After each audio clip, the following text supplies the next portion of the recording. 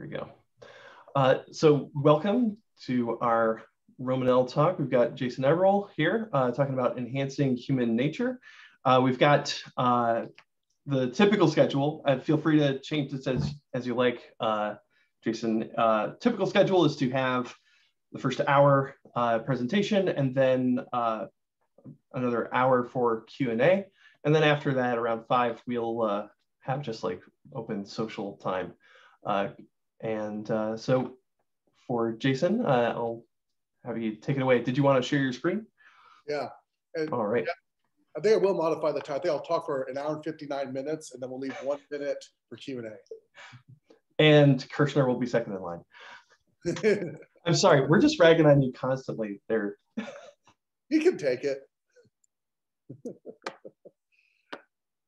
No, I appreciate everyone being here, Steve included. I'll say something nice. So yeah, this, as you know, I sent around 2 papers, one of which is a paper I just submitted. It's going to be a chapter of a book that, actually I'll put this list up here, the Routledge Handbook of the Ethics of Human Enhancement. But I also just wrote this other piece that's just been accepted for the journal Christian Bioethics. And since there are a fair number of Christians in the group, although we're not exclusively Christians, I figure some people might want to bring up some points from that paper. But I didn't really, I'm not going to talk much about that one in my actual presentation itself. And just to get some background, so I wrote my first paper on human enhancement in 2014.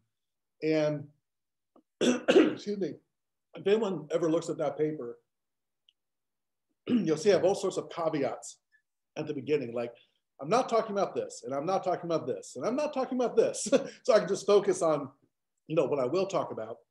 And I realized that between all the caveats I made of things that honestly I should talk about but didn't have space for, and even when I do end up talking about in the paper, really that paper I see is like a précis for what can be an entire monograph.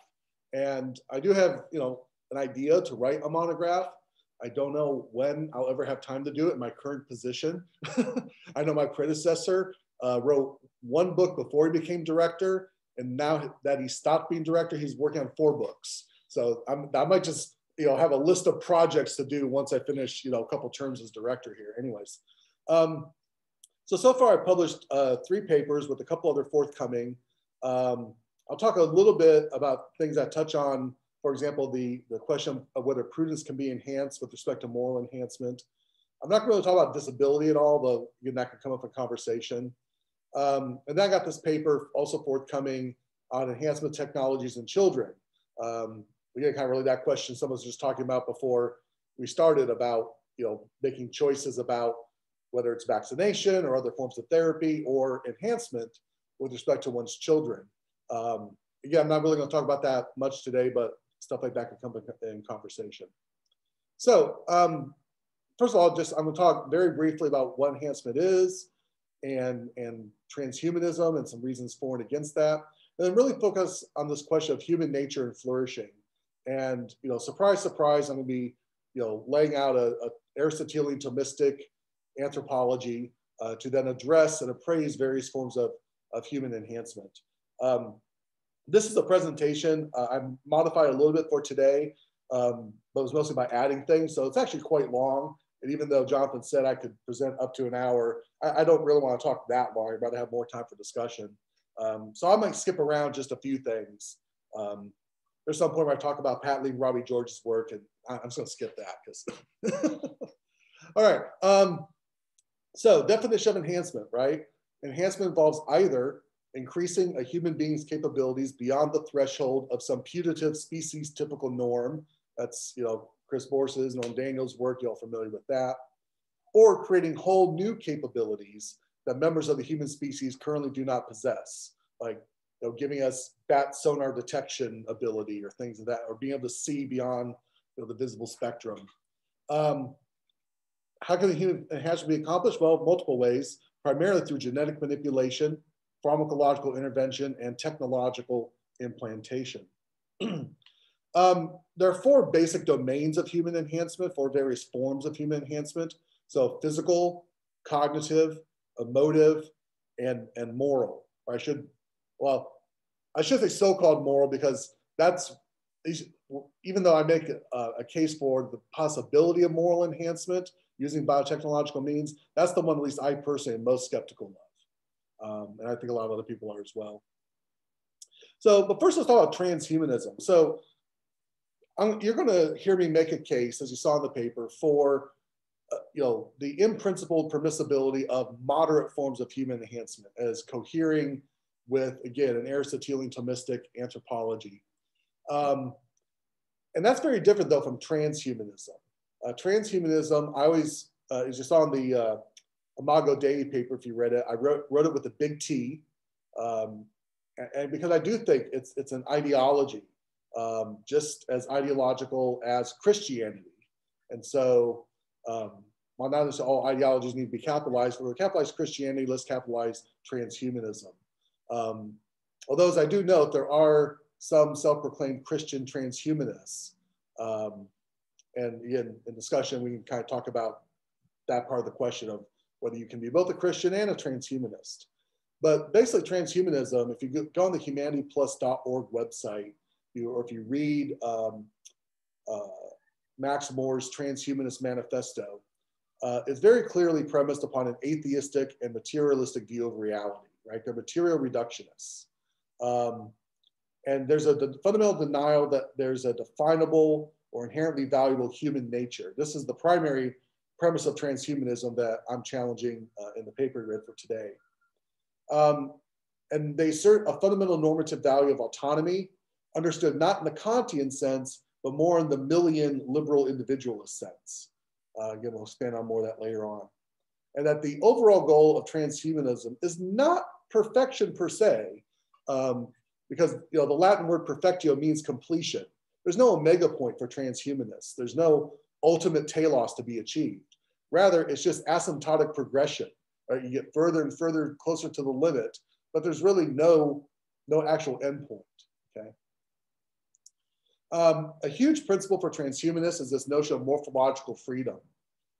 And you can read yourselves. I'm not going to take time to read out loud this quotation from Nick Bostrom that really captures the idea of wresting control of our continued biological and bio/technological evolution instead of leading up to the blind Darwinian processes of natural selection. And other transhumanists like Savulescu and so on reject as ideological any understanding of enhancement that rests upon any metaphysical concept of human nature. Instead, they adopt a welfarist model where any change in biology or psychology which increases the chance of leading to a good life in the relevant set of circumstances, all right? So that's what should be allowed to happen. Now, what are some objections, both to transhumanism, but even human enhancement more generally? A lot of you are probably familiar with Michael Sandel's famous critique. I'm blanking on the name of the book right now. A Case Against Perfection, that's what it is. And he basically says that pursuing human enhancement erodes our appreciation of the giftedness of nature while betraying a Promethean drive towards mastery over nature.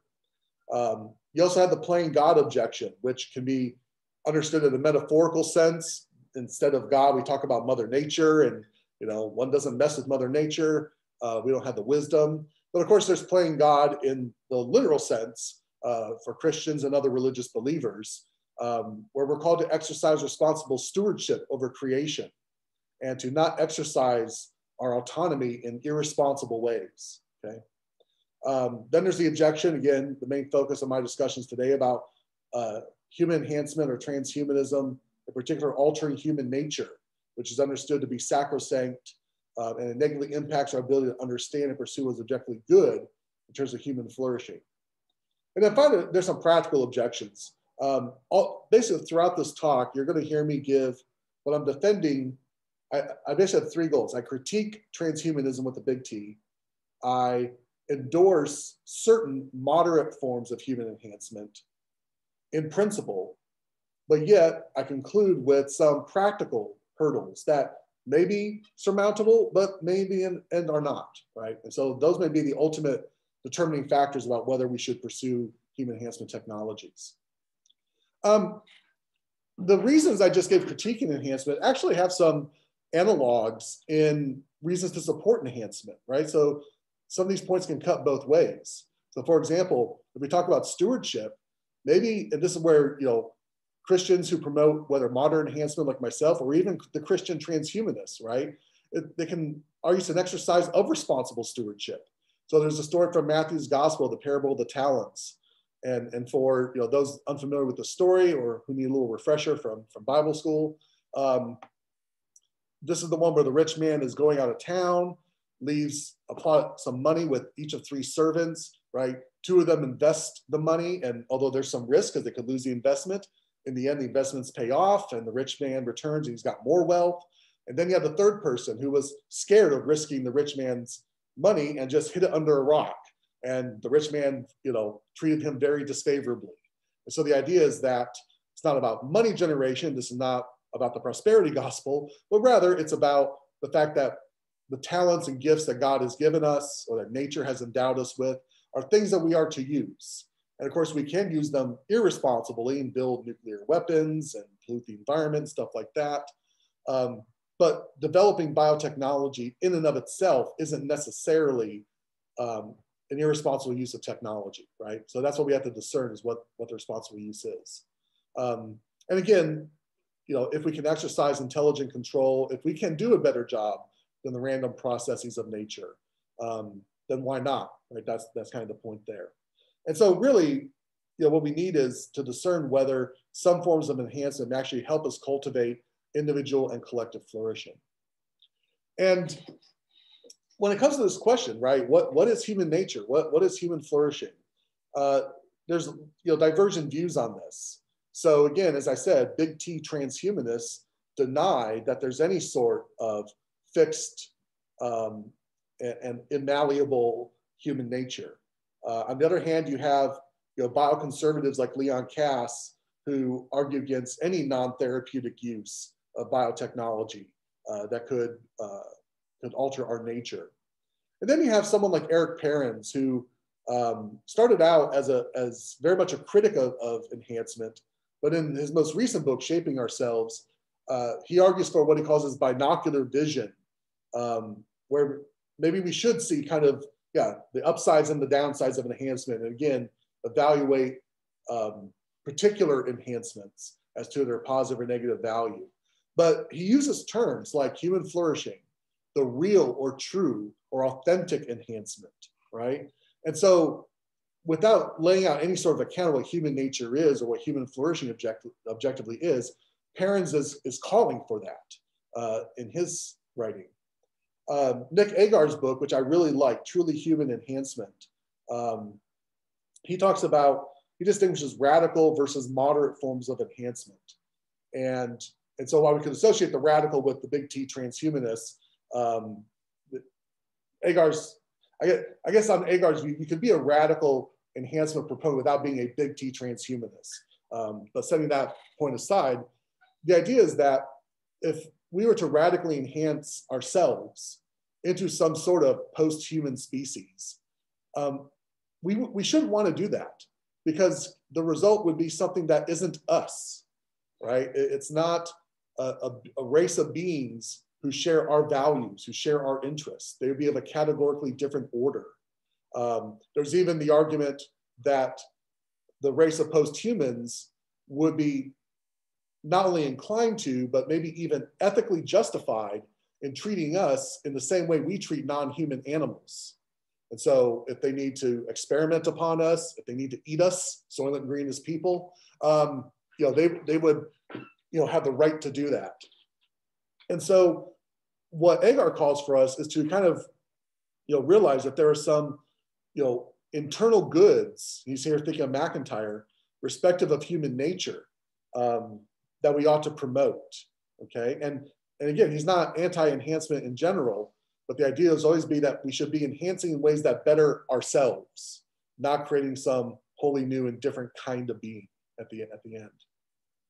So all this calls for the need for an adequate anthropological vision.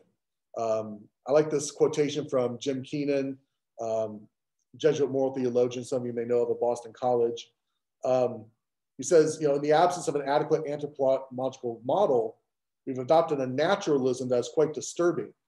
And here he's critiquing more the bioconservative position, more people like Cass, but it equally goes, I think, in the other direction too, right? That we're either too fearful of engaging in any sort of betterment of ourselves, or we just say, you know what, there's no human nature because we can't define it, so anything goes, right?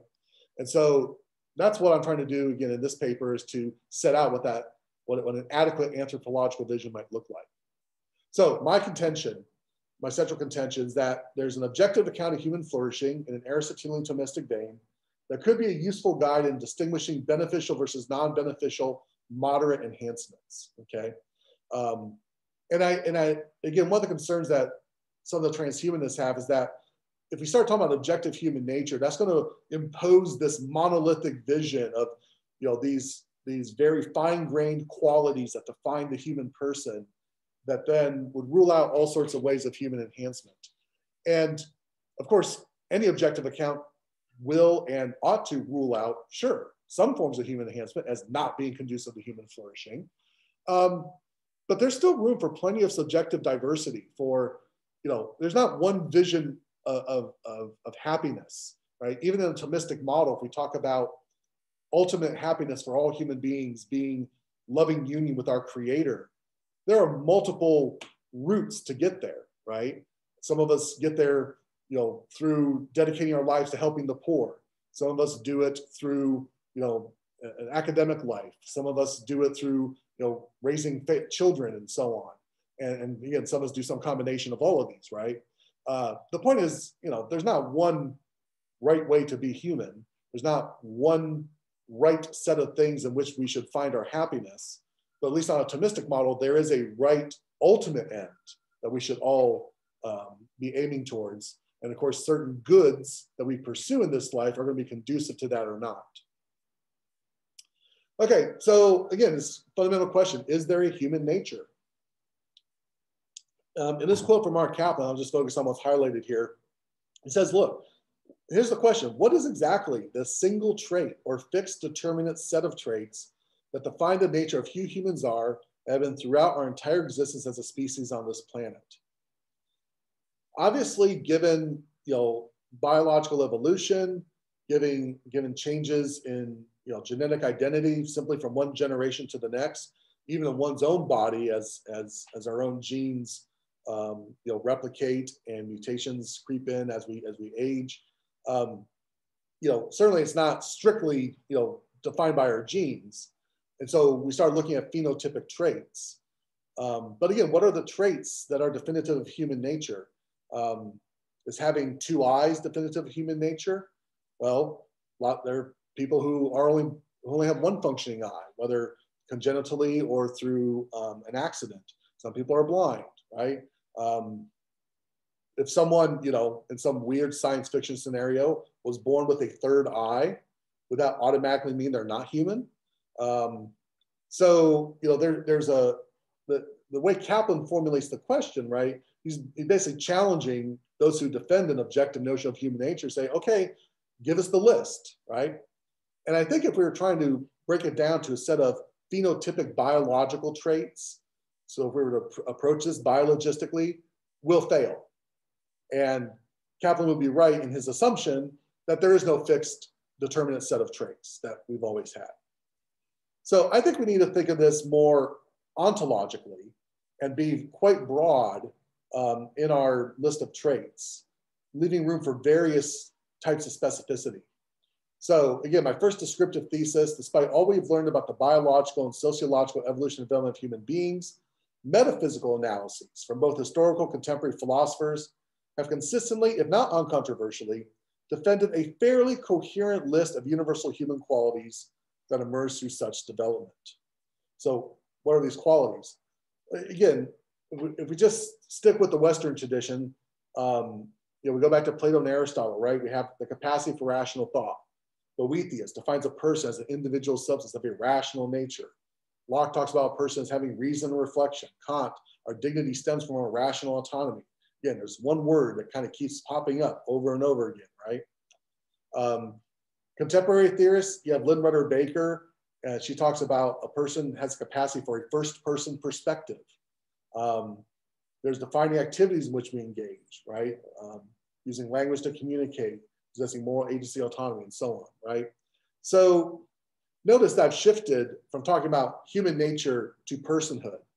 And that was, yeah, kind of a sly move on my part, but it's because I do think, following Aquinas, I don't think that, it's not the case that all persons are human beings, though I do think that all human beings are persons, right? And so I'm not, even though I'm agreeing with some of the qualities that are being cited by Lockeans and neo-Lockeans, that list at the bottom of this slide, that's very much derived from people like Peter Singer and Michael Tooley and so on. But one big difference between I and them is they think that there can be human beings who are not persons. Because for them, you have to be able to engage in these actual activities, right? Which is why Tooley famously argues that not only abortion, but even infanticide does not result in the death of a person. But I think that any being who has a capacity, which I understand in the classical Aristotelian sense of a first actuality or an active potentiality, or to use language that Patsy used in his writing, the radical capacity. So it's not just the immediately exercisable capacity, like my capacity para hablar español en cualquier momento que quiero, but my root capacity to say learn Russian, which I've never learned, but I have the capacity to go do it, right? Now that in itself doesn't make me a Russian speaker, but I do think that separate from the Russian speaker example, that any being, human or otherwise, so I'm not a speciesist here because I think there very likely are potentially on this planet, definitely probably on other planets, non-human beings who qualify as persons. But the point is, every human being, in my view, is endowed with this radical capacity for self-conscious, rational thought and autonomous volition, and who is thereby a member of the moral community, okay? So the key is that this last point, a being's biological nature does not determine their status as a person, but biological factors may serve as epistemic criteria. So I'm not going to spend a lot of time laying out the Aristotelian Thomistic anthropology. A lot of you here are very familiar with it already. But this main point I want to stress is that it's not about strictly biology, but ontology, right? Because of course for Aquinas, they are not only can be, in his view, there are non-human persons, right? Angels, demons, the three persons of the Trinity, right? Contemporary Thomists like Marie George have talked about, intelligent extraterrestrials if they're out there, fitting the qualities of being persons, right?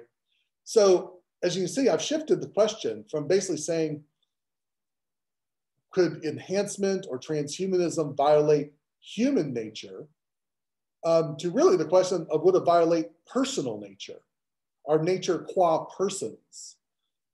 But again, insofar as all human beings are persons, insofar as our human biology is very much what is constitutive of our personhood, then changes to our biology, changes to certain phenotypic traits could then impact our ontological nature and our flourishing as that type of being.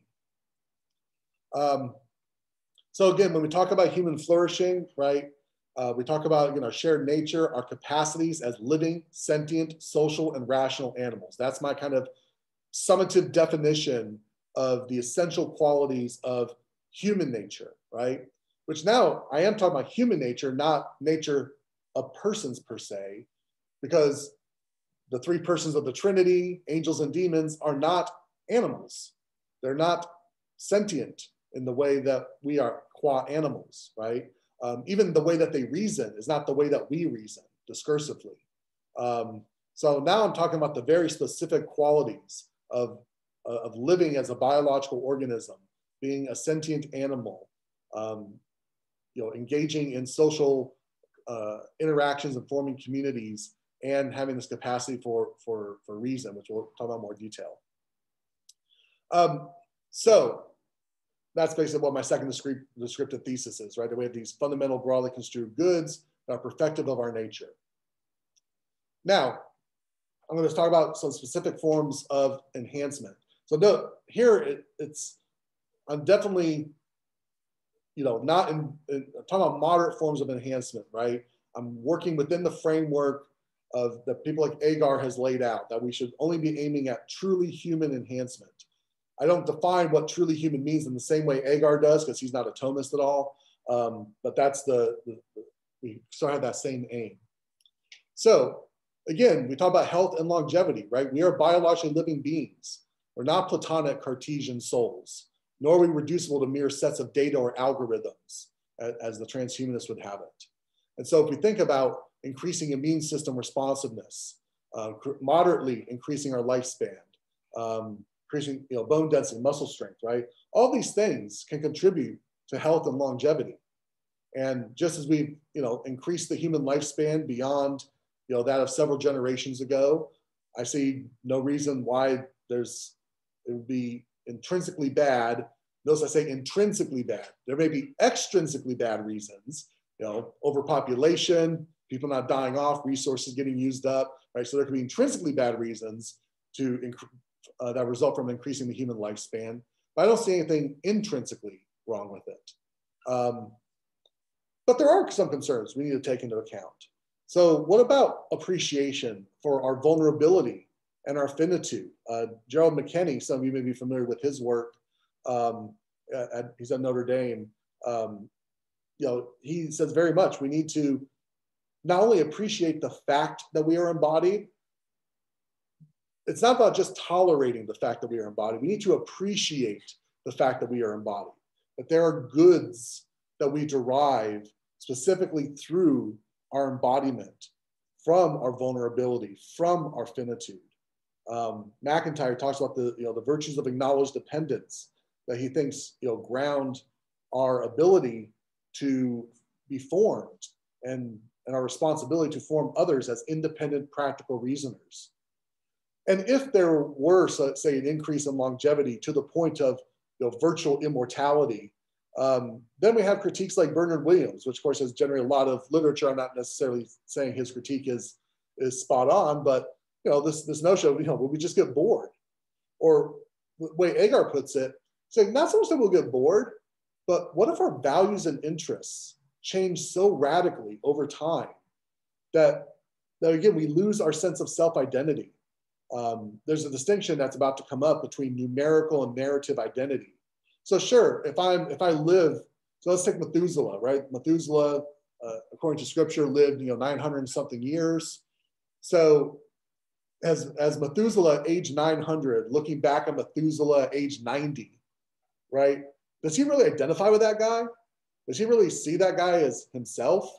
Or does he see him as some young whippersnapper who was idiot and stupid, just as we might look at back on our 15, 20-year-old selves and say the same thing, right?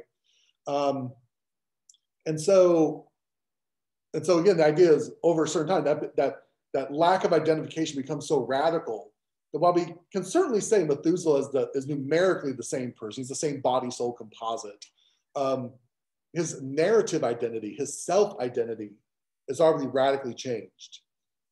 Is that a good change or a bad change? Is that a change that should have been avoided by Methuselah not having lived so long? Or is this a great blessing to him? And if we can confer this blessing on ourselves through biotechnological means, would that necessarily be a bad thing, right? So this is, for me, a lot of this stuff is very much, still questions. A couple things to know here is, like I said earlier, the goal of enhancement, even for transhumanists, is not perfection, right? There's no omega point here. It's just the idea of, as Max Moore says, perpetual progress, right? There's no state of perfection that will ultimately achieve. And so because of that, we will always be finite. We will always still be subject to all sorts of contingencies. we will still experience what Cockleberg refers to as ontological vulnerability. Yes, we might make ourselves, so let's say Ray Kurzweil has his ultimate fantasy come true, right? He famously wrote "The Singularity is Near." This thesis, what the singularity is that breakthrough in technology when we've perfected an artificially intelligent construct such that we can now perfectly mimic and also upload into it a human mind. So the idea is that, you know, my body starts breaking down. I've had, you know, too much scotch. I had to have one sip before we started because because who knows what, you know, Kirschner's going to throw at me. But the point is, you know, once my liver gives out, boom, I just upload my consciousness into a new body that, you know, like Bender on Futurama, probably needs alcohol to live at that point and doesn't have to worry about any ill effects, right?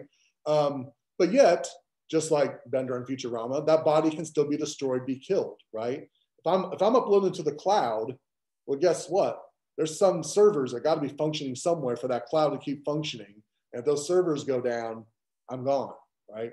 So unless we become gods, and not even the most high dreaming of transhumanists think, or if they do, they're certainly wrong, that we could become true gods, then yeah, we're always going to be vulnerable. We're always going to be finite. But part of the problem is, could we make our vulnerability, our finitude, such a low level concern for us that we really reach a point that we don't appreciate our finiteness, that we don't appreciate the gifts of our vulnerability? So that's still, I think, a relevant concern, even with these caveats involved. Again, I was just talking about, you know, transhumanists uploading. Again, I think on my view of human nature, uploading is really not an uploading of you.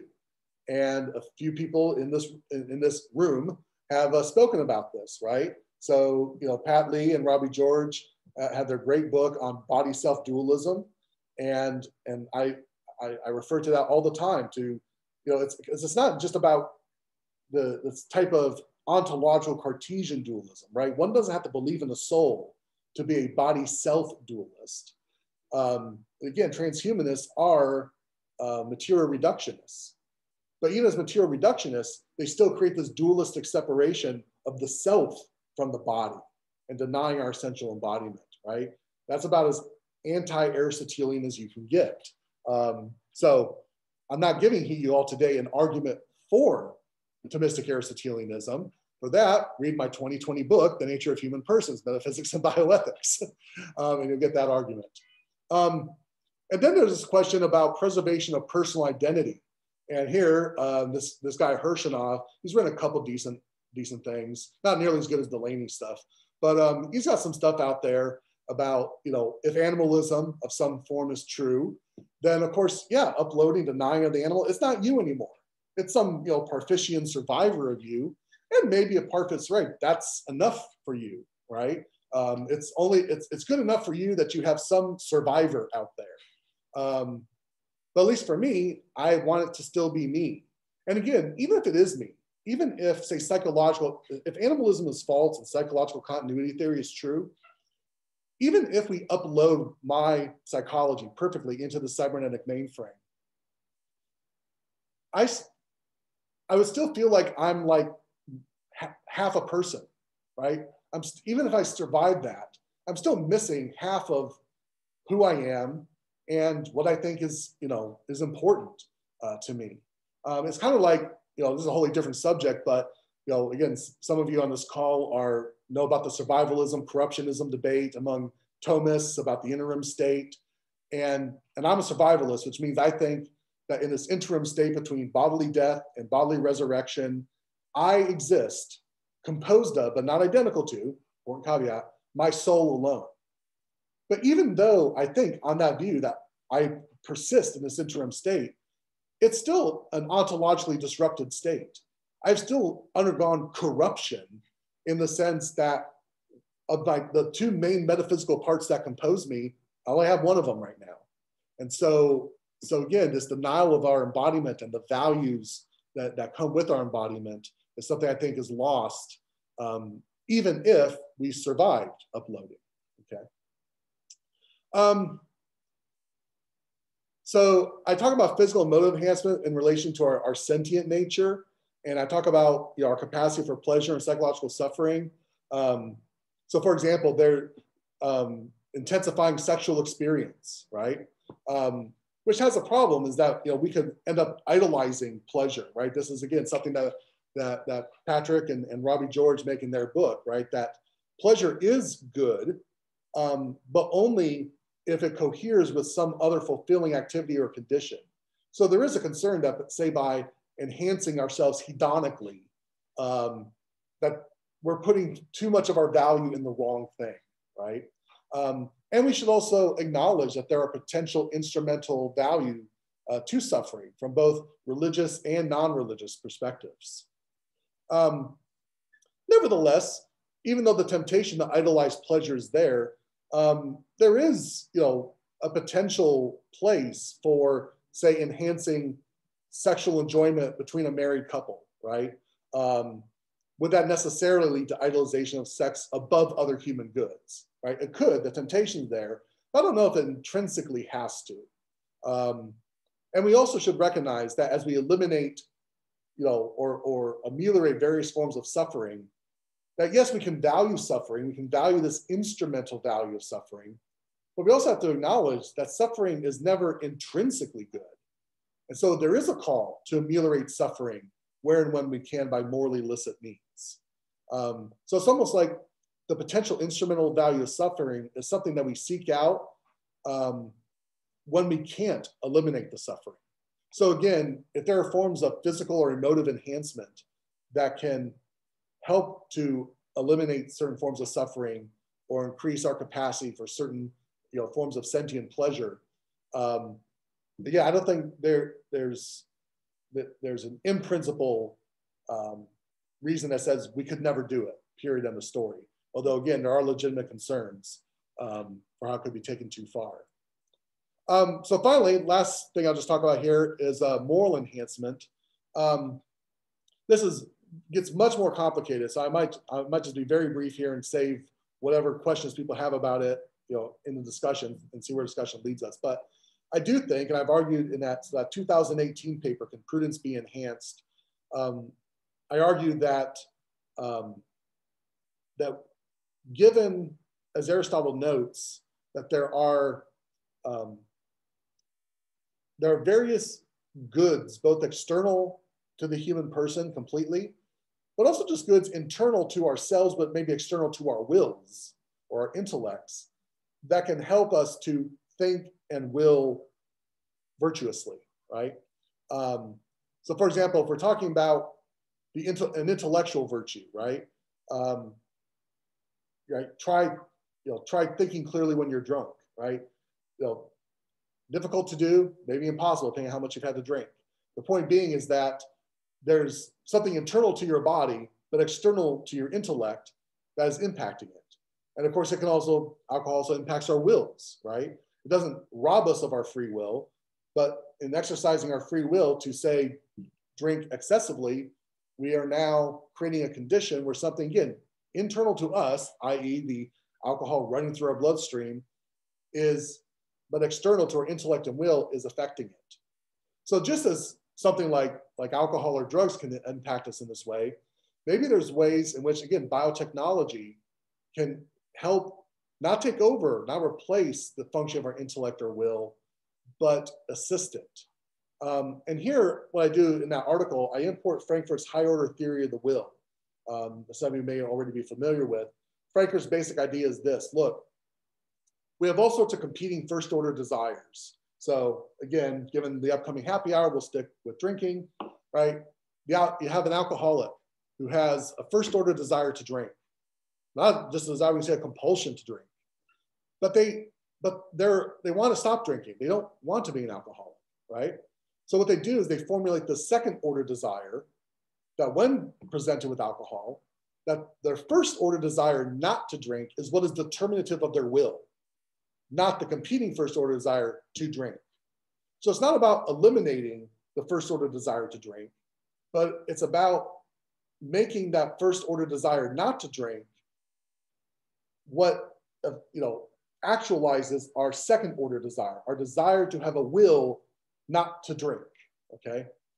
And it's our ability to form these second order desires is what differentiates in Frankfurt's view a person from a wanton, okay? Now, here's the thing. It can be very difficult to do that, especially when you're talking about someone with a biochemical dependency, like an alcohol or drug addict. So people already use various means, 12-step programs, other external measures to socially help, to socially enhance themselves, to help bring their first order desires in line with their second order desire. And it's even gone so far that technology has entered into the picture. And there have been cases, just a handful of cases done over in Belgium and the Netherlands of refractive alcoholics. So these are people who have been alcoholics for many decades, who have tried rehab, 12-step, all that stuff numerous times, never works, never helps. And they finally have volunteered to be part of these studies involving deep brain stimulation, where again, electrodes are inserted into the brain to stimulate certain parts to basically disassociate the expected feeling one will get from drinking alcohol with one's perception of the alcohol. It gets, the science gets technical at that point, but that's the idea, right? Now, we may consider this a therapy, not an enhancement, because we're talking about treating a disease, an addiction. But the same model, I think, could work for an enhancement, right? So someone who doesn't have some defined condition, right? We all have experienced acrosia, right? An addiction is just an amped up form of acrosia, right? Acrosia with a biochemical foundation, right? But in those acratic moments, if there was some means to help us to better align our first order desires with our second order desires, that would be a form, I think, of legitimate moral enhancement.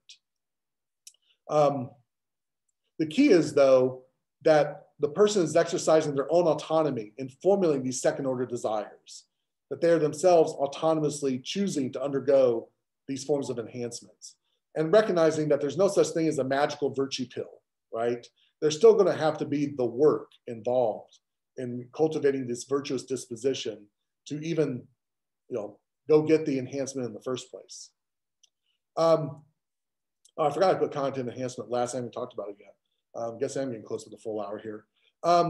So cognitive enhancement, obviously, rationality is that thing that pops up throughout all of philosophical history, this fundamental defining feature of our anthropology. And we think of some specific functions such as memory, reason, understanding, aptness to be taught, ingenuity. This is all a list that Aquinas himself gives of things that contribute to our intellectual functioning.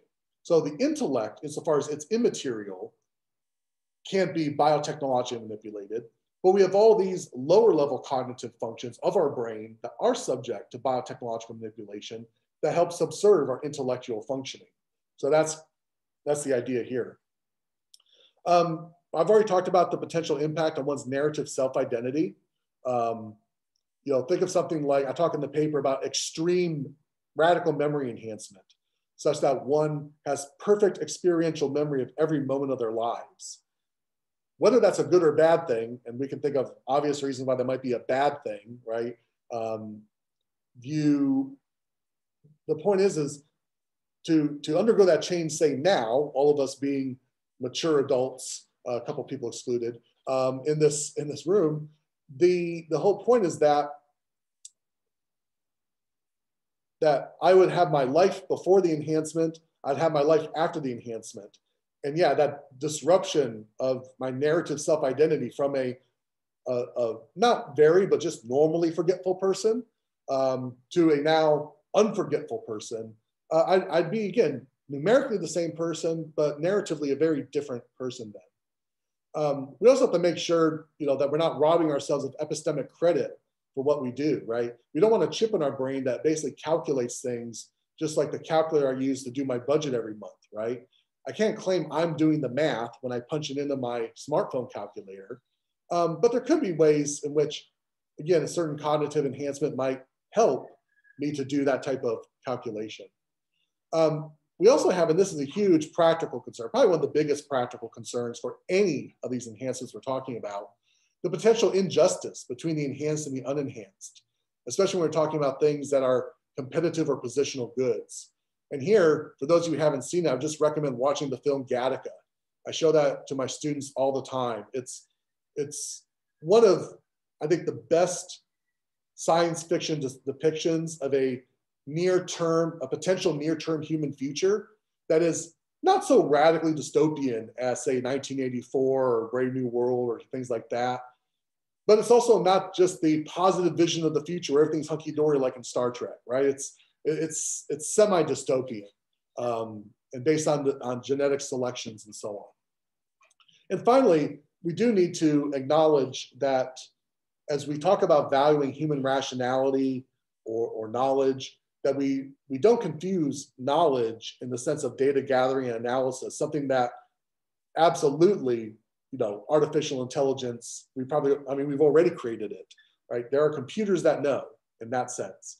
But from wisdom, right? The prudent use of data to engage in practical reason, to analyze, what would be conducive to authentic human flourishing, right?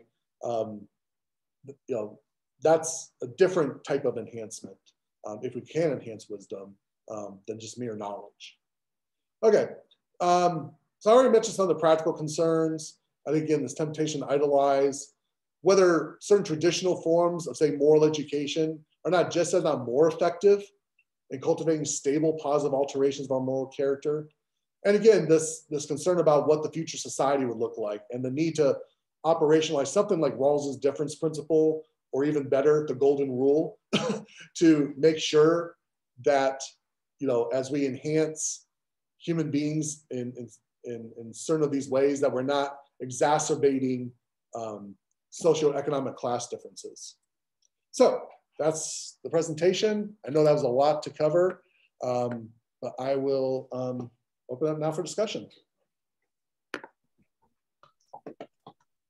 Yeah, so I take it you want to go right into discussion. You don't want to take like a 5-minute break? I'm good if everyone else is. All right.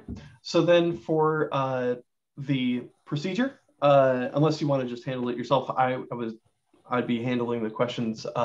So use the reaction button to raise your hand or throw your name in the chat and I'll add you to the queue. I see, oh, well, I thought I said it. Okay, yeah, there's a hand up for Jim Delaney, and I'll start the rest of the queue and throw that in the chat. All right, Jim? Jason, thanks a lot for the talk. I really enjoyed it and the paper. And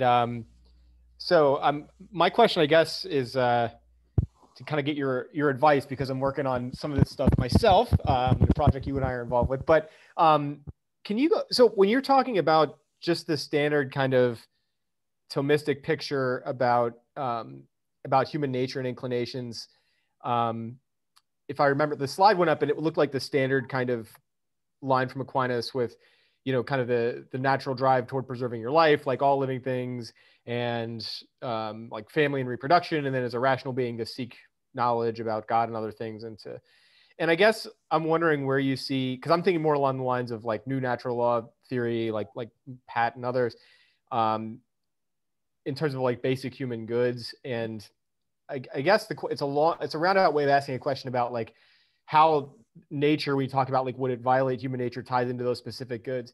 Because I guess I'm wondering, like, what if you really ramped up the human ability to like pursue knowledge of various sorts, but it came at the cost of like eliminating our ability to appreciate beauty or something like that?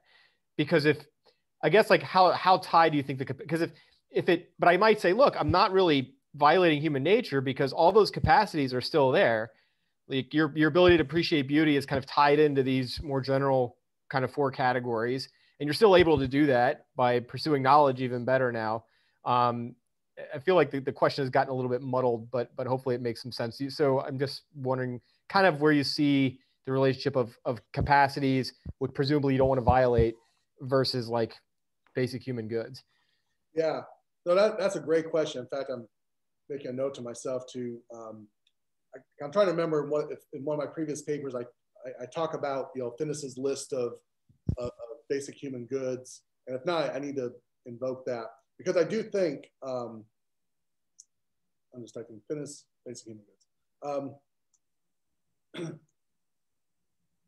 So yeah, so I don't personally have a strong, adherence to either sort of what's referred to as classical natural law theory or new natural law theory. I mean, they're both deriving from Aquinas. They are both at some level invoking a concept of human nature, whether that human nature is, I mean, I think even the sort of, a priori goods, they're goods qua human beings, right? An alien with a gaseous alien life form would have a different set of goods, right? So there's still some grounding there in human nature. So the point being is that, one of the key things, right, in new natural law theory is the incommensurability of the goods, right? We can't trade off one for the other. And that's true in the sense that, for example, I can't kill someone and violate their life simply for the sake of my pleasure, right? Even though pleasure is a good, right? But there is some hierarchy of these goods. There are trade-offs that we at least tolerate. So just think, for example, martyrdom, right? A martyr, yes, can't willingly kill themselves to witness to truth, but they can allow themselves to be killed to witness to truth, right? In other words, they can't violate truth by denying the existence of God in order to preserve their life, right? So again, there's the complex action theory here, and what we directly intend, what we don't directly intend, and what's allowed and what's not. But I think it's clear that truth is more important than life, right? We just can't act directly against life ourselves, intentionally, directly, even to witness the truth. So all this is to say that I think it's right that as we think about, say, valuing enhancement of rationality, we need to recognize that there might be some trade-offs. And if those trade-offs violate some other fundamental basic good, then yeah, we shouldn't pursue it.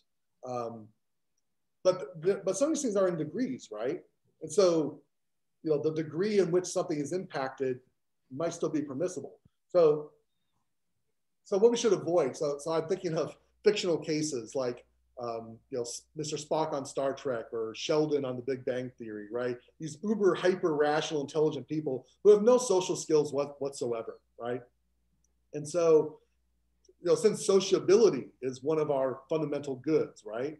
I mean, are they, it's not like they're less human. I mean, they're still human beings. But yeah, in the pursuit of hyper rationality, something gets lost there. Maybe not always. It's not essential that something get lost. But yeah, I would say that we need to acknowledge that there's a loss there. And maybe the loss gets to such a degree that we shouldn't do it. Or you talked about beauty. So I think of, so it's interesting. I had this one paper on disability in relation to enhancement. I need to do a lot more work in that area. But one of the interesting things, yeah, I noticed that, Dave, but don't worry, I'm not even looking at the chat. So Steve's things is going to the ether. By the way, Steve, I asked Jonathan to set up, you have a breakout penalty box, and he'll send you there if I tell him to, okay? No one else has one. But no, so what's interesting is that there's a great documentary I'd recommend. It's called Fixed. And it follows people who have various types of physical disabilities, who have then had various forms of implants and so on to fix the disability. But here's the thing, the therapeutic biotech actually enhances their ability. So think of Oscar Pistorius. Oh, right? yeah. Right? He could run, he didn't just run as well as he could before his double amputation. He ran better than he did before his double amputation, right? Or I think of Geordi on Star Trek, right? He was born blind. Yeah, Steve Austin. Okay, I did look. Steve Austin, yes, exactly. We have the technology, right? But yeah, but I use Geordi's example, right? Because he was born blind. they fix his blindness with this visor through which he can see well beyond any of us can see, right? He can see the ultraviolet, infrared spectra. He can do all spectrographic analyses and so on. But he's never seen a sunset the way we have, right? You can't appreciate the beauty of a woman the way we can. You know, there's moments in the films where he temporarily gets sight, and it's like, this is I'm about to use the term eye-opening thing for him, but you know, literally is, no pun intended. So that's the thing. He's enhanced, but like we would never choose to like have our eyes replaced by a visor just to see as well as Jordy does, because we know what we'd be giving up in terms of aesthetic appreciation. So again, lots more for all of us to think about, including myself. But I'm glad you brought that point up. I do need to think more about that. Thanks. Yeah, so we've got Dave Hirschhoff next. Hi, Jason. Thank you for the talk. Yeah, thanks for I have one friendly suggestion and then unfriendly comment. Downright mean and nasty. The friendly comment, although you sort of briefly touched on it in the talk, was that I thought in the paper, you know, you set up animalism versus like a Lockeanism, and said the animalists are right, transhumanism attempts to extend our life will actually eliminate it, and they probably have a Lockean account. I just thought maybe you should mention, if someone shared the Parfit view interpretation, say, of fission and maybe reductionist, that identity doesn't matter, then you could be animalist and still get on board with the transhumanism. Mm-hmm. And then the psychological accounts are not as friendly to transhumanism as you may think, in so much as some of the scanning thing will violate uniqueness, closest continuer cause, because you'll have multiple branching. But again, if you accept the Parfit line, that won't matter. And I knew there was one guy in the transhumanist reader who did. Max Moore, incidentally, did his dissertation on Parfit at UCLA. I don't know what, or USC, I don't know what his thesis was. So anyway, that was just my friendly thing. Maybe in the paper, if it's not too late, you can mention that. Yeah. This I'll definitely be getting, it's being reviewed right now, so I'll have time to revise it, yeah. Yeah, that you could just say, you know, I disagree with this view, but this would bypass these metaphysical objections. And so like if you have that Parfit view, then human identity and human nature may actually diverge. If you think of human nature sort of like Buchanan as these sort of characteristic responses that are insensitive to education and environment. So this not caring about your identity, just your psychology, could be like, oddly, if you call that human nature, it could diverge from human identity in some sense. Anyway, all right, the less friendly one was, who are you, man, as a survivalist, to be throwing stones at the transhumanists? So you think you can exist disembodied. Now, sure, you think this is a privation or it's unnatural, and it's miraculous, unlike the transhumanists. And you know, the soul isn't exactly the same as information, although I started reading your book today and you referred on page 41 to the soul as an active set of instructions, like a blueprint that's internal to the organism, like its DNA, and results in a dynamic unfolding. So it looks like you have to say this stuff's metaphysically possible to be disembodied. So how can you be so, you know, throw stones at the transhumanists, to mix my metaphors? No, that's a great point. And yeah, it's interesting, you know, part of the reason survivalism. Yeah, no, but part of the reason when I was writing the book that came out this year, is I was trying to take a lot of the disparate things I was saying as a metaphysician and as a bioethicist and kind of, you know, cohese them all together. And I thought I was being cohesive throughout all my different writings. But that's why I wanted to do kind of a single volume presentation of it. You know, I was repeating a lot of points I made in other articles. But yeah, it's interesting when, you know, some of the things we think about as bioethicists versus what we think about as metaphysicians can lead to seemingly divergent conclusions. Here's why it's mere seeming. And I haven't made until literally I was speaking today, I didn't even think about bringing the survivalism, corruptionism debate and relating to this, but you're exactly right. I need to be cohesive in that regard. So here's what I think these views cohese. I'm not saying, so you're right that I do say, I have to say that it's metaphysically possible for the singularity to come to exist or uploading to occur. Yeah, sure. Is it physically possible? Well, I have no idea. I'm not, a researcher in artificial intelligence. I'm not so sophisticated a philosopher of mind to have my own personal view to say whether whether it's actually possible in the natural world. So there's that. The other thing is, even if it is naturally and metaphysically possible, is it desirable? Just because I'm a survivalist, as you know, that doesn't mean that there's not something lost in that state. I mean, only God knows why there even should be an interim state. I mean, purgatory and all this stuff we both talked and written about. But the point being is that I don't desire to be in the interim state. I wouldn't seek the interim state out. My desire is either A, to live forever, or B, to be resurrected. My point is I desire my embodied existence. So to the extent, so here's the question, right? Here's really the $10,000 question.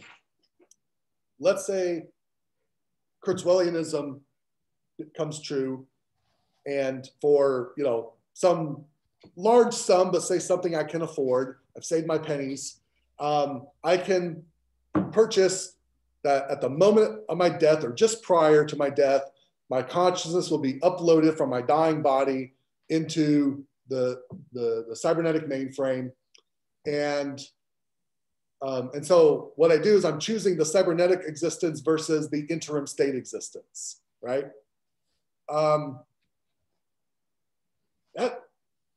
To me, that's a really, I don't know how I don't know what I would choose, honestly.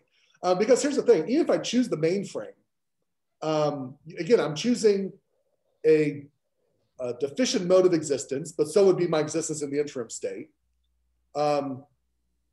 It's a mode of existence where presumably I'd be able to still read, I have this internal where I can scan all of Amazon, I can scan all of Google, right? I can learn all that is learnable, right? I can read every book out there. And the only thing I would suffer from is ontological vulnerability, in the sense that, again, if the server crashes, I die, right? And at that point, then I'd enter the interim state and be in the interim state until resurrection, right? So ultimately, there's going to be an endpoint to my existence in the realm of the physical laws of the universe.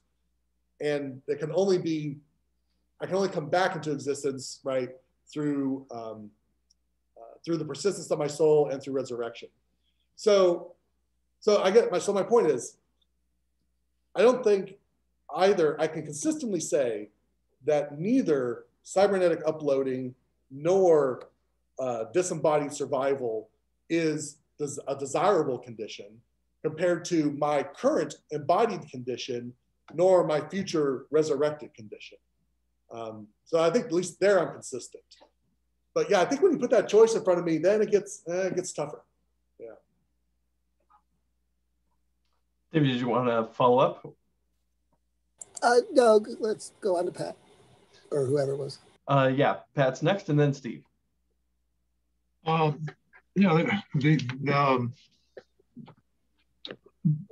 Just on that, and then I want to ask my question. But it seems to me there's a difference between what would be common in the upload. What do you mean by uploading? It seems to me is sort of the information. It's the same information, but I don't know if it would be numerically the same. And so it seems to me I'm on your side on that.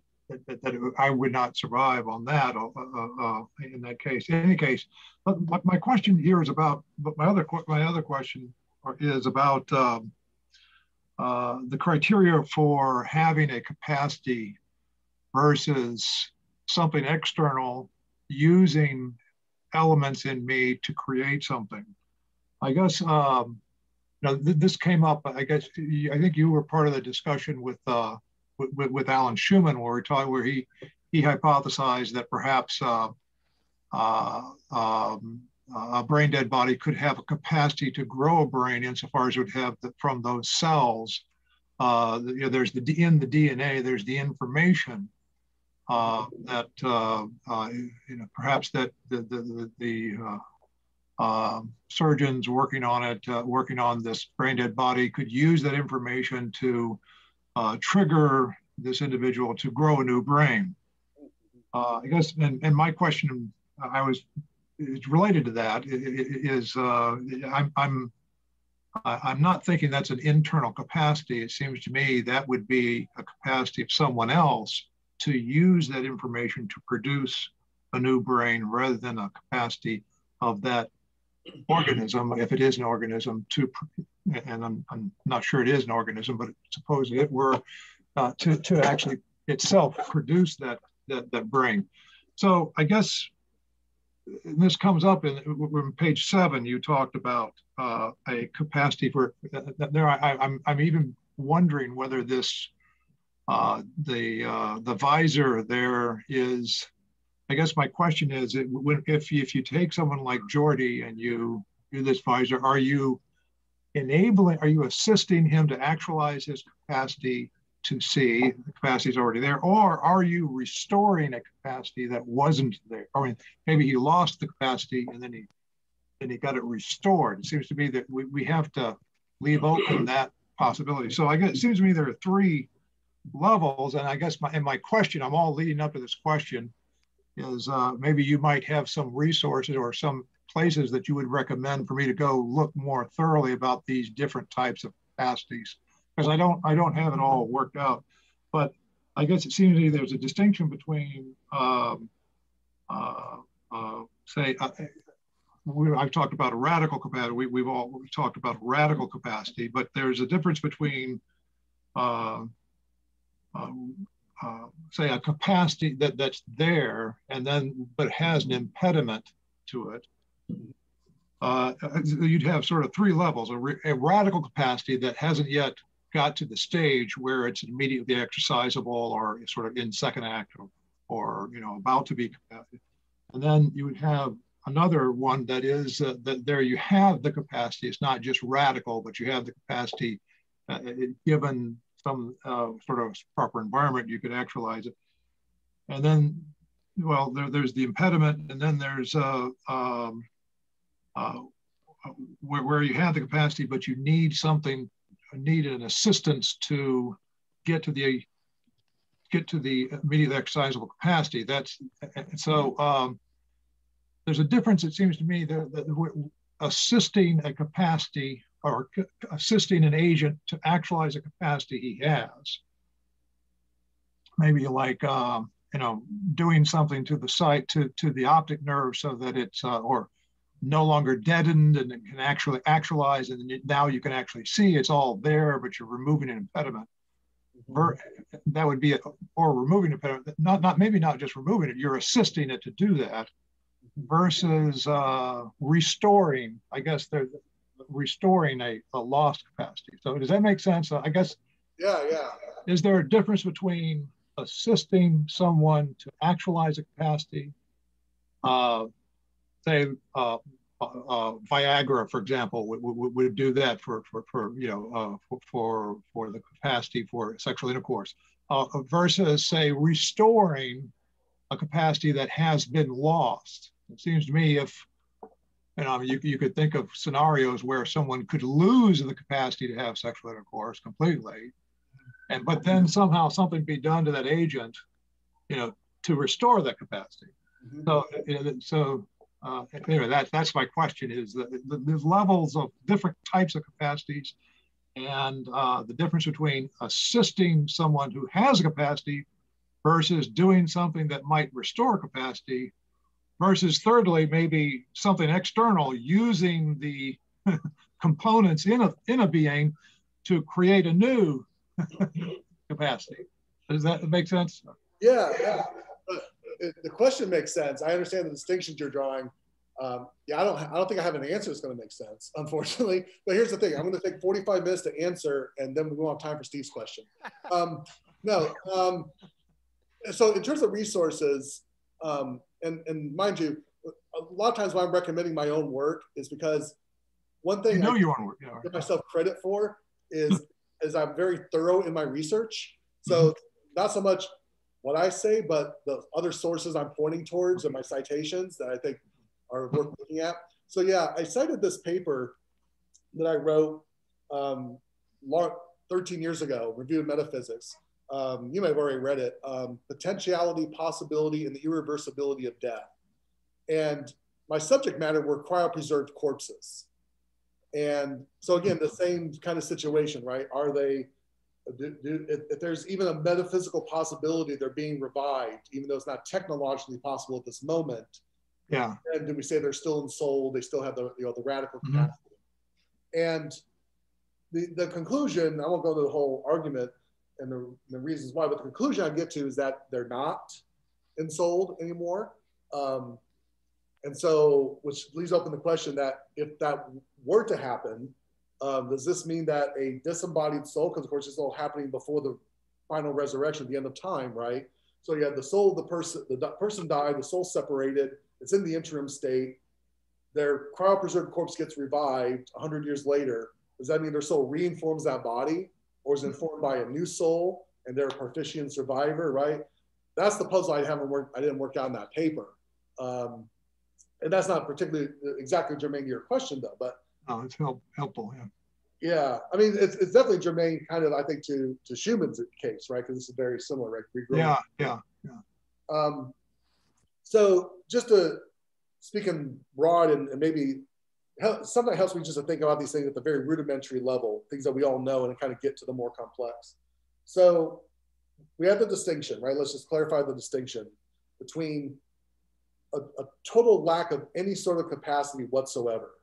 So I think in the paper I used the example of a mailbox, right? You put Jordy's visor in the mailbox is not going to be able to see, right? The mailbox lacks all capacity to see. Then you have the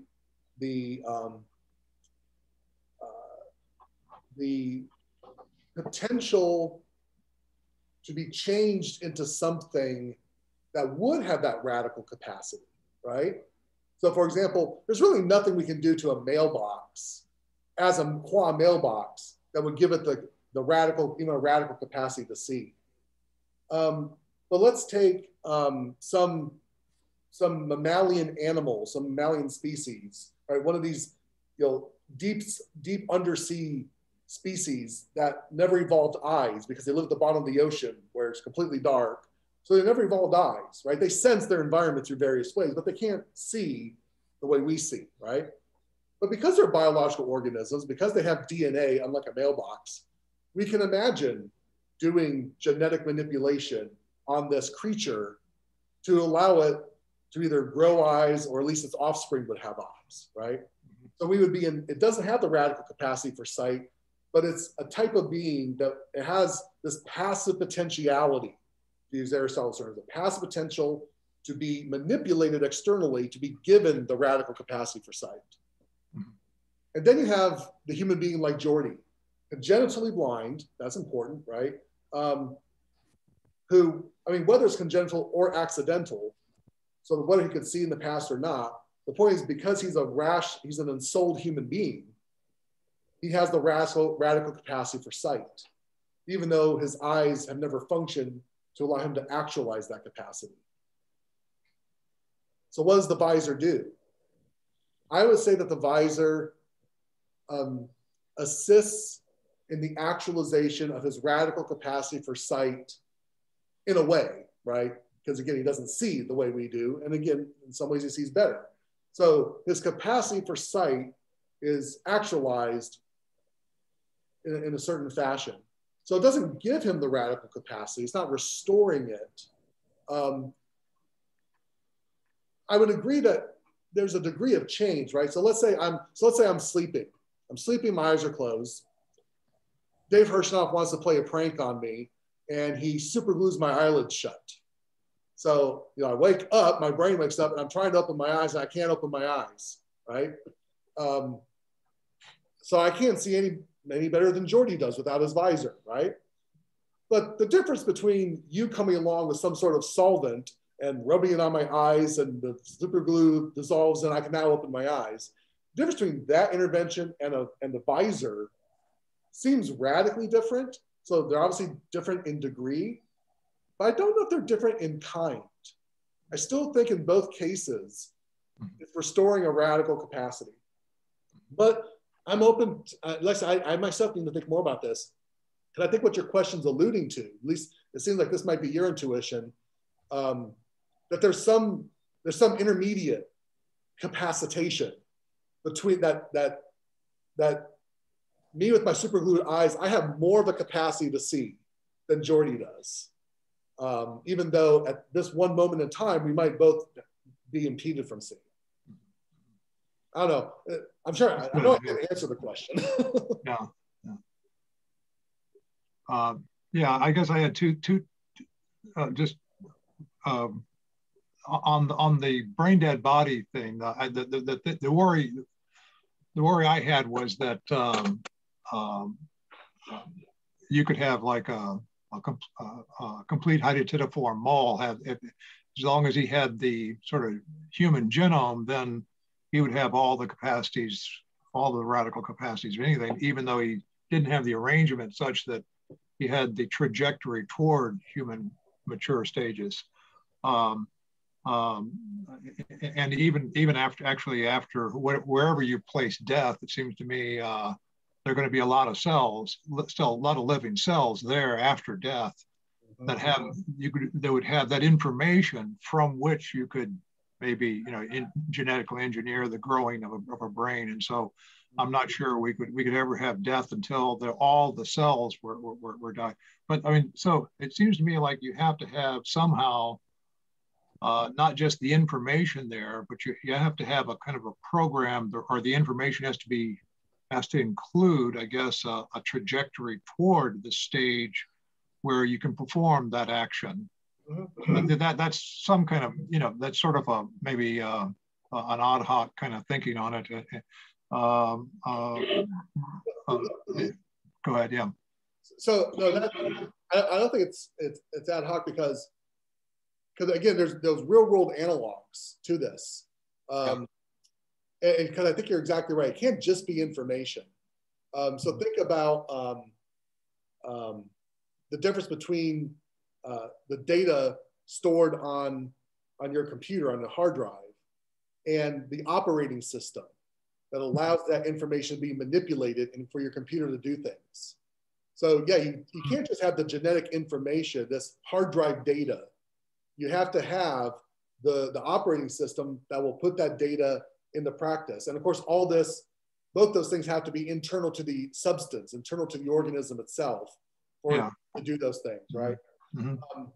Yeah, my concern with the, so my concern with on the brain death thing, so I'm thinking here in particular, say of David Oderberg's proposal, right? That, until you have putrefaction, you don't really have a sure sign that death has ensued.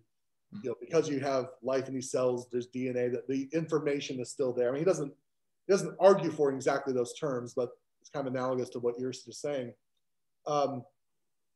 So if we run with Oderberg's proposal, there's an article by Alta Chara, I'm sure you're familiar with.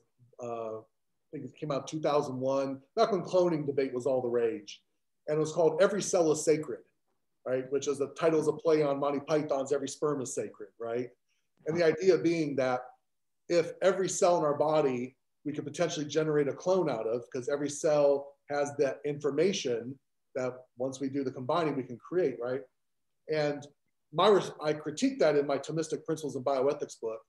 And one of the things I point out is that, first of all, you have a change in numerical identity, right? You have to disaggregate the nucleus of the cell from the rest of the cell, put that nucleus into a denucleated ovum, right? So you're taking two substances, and yeah, you're transferring the information bearing part of one, its hard drive, let's say, into the other one, which has the operating system, right? Has the mitochondria and all the other things that we need then to make this into a zygote and not a mere somatic cell. So I think that distinction, between, again, the information bearing and the sort of operating system is helpful for us to kind of, think about, yeah, it definitely can't just be merely the information state. And I was just noticing, yeah, David's point, you know, talking about the status of the anencephalics, right?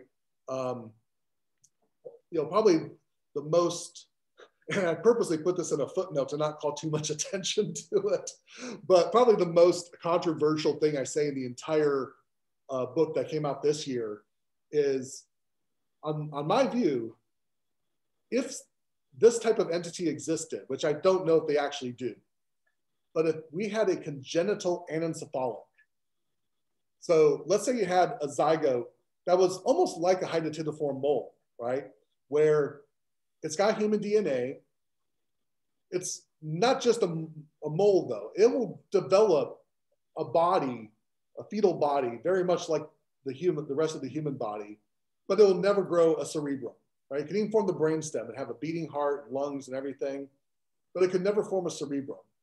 And now this is different from most real life cases of anencephaly, which, you know, as I'm sure you're aware, you know, it's due to some environmental insult, right? Lack of folic acid in the mother's diet or something like that. So the idea being that those anencephalics, I would say, are rationally ensouled persons. They are human beings. And because we don't know what might have caused anencephaly in any given case, or whether there even is such a thing as congenital anencephaly, I say we should treat all anencephalics as human beings, as human persons. But in principle, on my view, if there were such a thing as a congenital anencephalic, I would say they're not rationally ensouled any more than a hydatidiform mole is, right? Even though they develop a lot further than a mole, but they still don't have the organ that grounds the radical capacity for self-conscious rational thought, autonomous volition. So anyways, that was more responding to David's point in the chat, but yeah, I mean, all the stuff about potentiality is crucial here. Yeah, yeah. Yeah, I agree with you. I mean, there's the question about what do you need to have that, but I think if you have something that has the human genome, and in some senses, you know, at least part of the human genome, and it's going to develop along a certain fast, but it's the defect from the very beginning is such that it doesn't have the internal capacity to develop a brain suitable for give data for conceptual thought. Then I think it's not a rational animal, and if it's not a rational animal, then it's not a human being in that ontological sense. Yeah. I think it would be something like a complete hydatidiform mole. Now, I don't know if that lines up with the cerebrum though. I'm a little anyway. But that's and whether you could ever know that that's the case is another issue. But right. But you have similar. You have things like the complete hydatidiform mole or you know. Where the parthenotes, something kind of the analogous to the oocyte. So in any case, yeah. Let me turn real quick to Steve's question in the chat, and I believe Steve's actually next to ask some other question. So yeah, I mean, on Pat and Mai's view, as well as many others, a non-congenital anencephalic does have this radical capacity for rationality. Why? Because the reason they don't form a cerebrum and therefore can't exercise that capacity is because, again, some external insult, meaning something, you know, either something noxious in the environment or actually something, in this case, lacking in the environment that they need to assist them to develop that capacity is missing. And therefore they don't form the brain and therefore can't think. But the point is, unless there's some genetic condition for why they would never form a brain, they have that radical capacity. It's there. And if they got enough folic acid in the diet or avoided whatever other noxious element prevented them from actualizing it, they would have. Because here's the thing, folic acid is not what gives you a capacity for rationality. You know, you can feed a pregnant mama cat as much folic acid as you want. That doesn't mean her kittens are going to develop a cerebrum, right? Or a cerebrum like ours. So there is something unique at the species level about the developing human embryo which means it has, again, this radical capacity. Again, it's not immediately exercisable capacity. And of course, it never actually gets to actualize it. But that's why we say it does. I think you're also next just to ask other questions, Steve. Now I got to switch and take a sip of this. All right. So as always, Jason, excellent talk, and I really enjoyed it, and the paper too. So as always, superb work.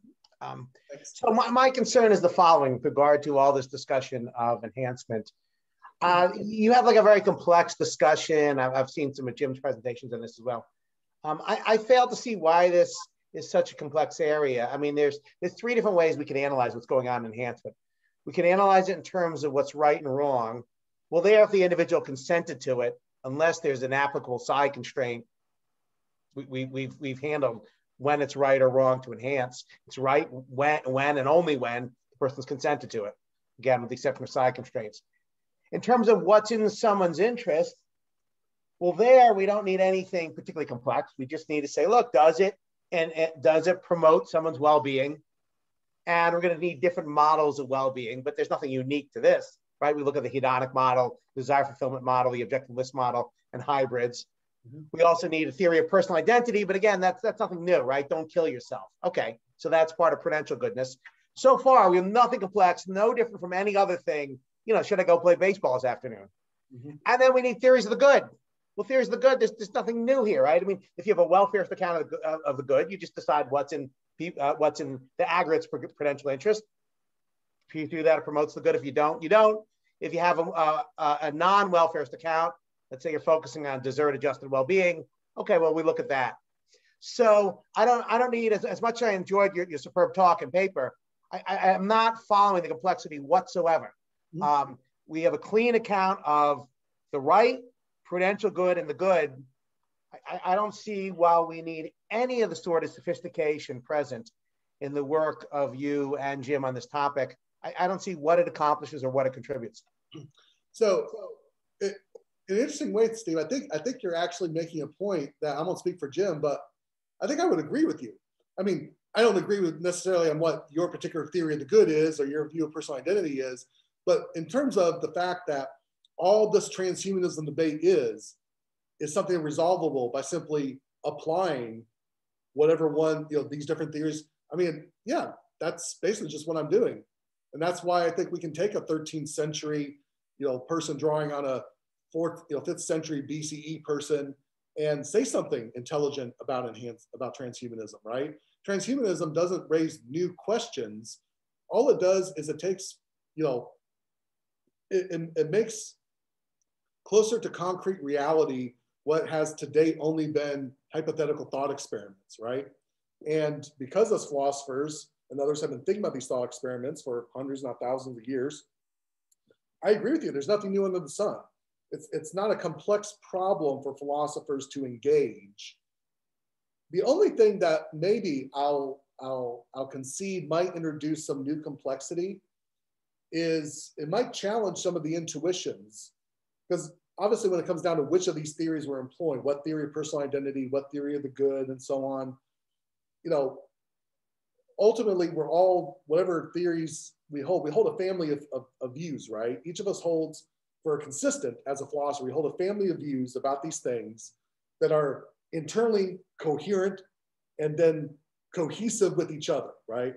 So, I can't combine, I guess I could theoretically combine Thomistic hylomorphism with utilitarianism, right?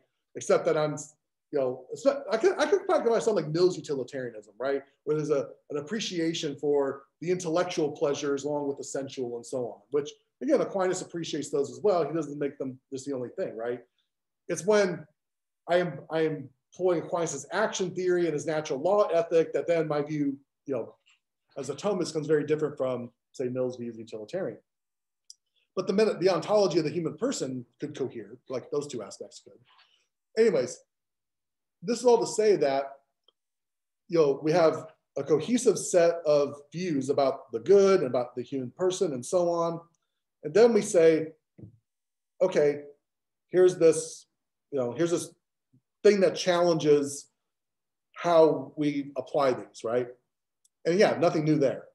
The new thing would be, because it is getting so close to concrete reality, I wonder if some of our intuitions are being challenged. So this goes back to my response to David about survivalism and so on. It's like, I never thought of the question that as a survivalist, if I were presented with the option of uploading,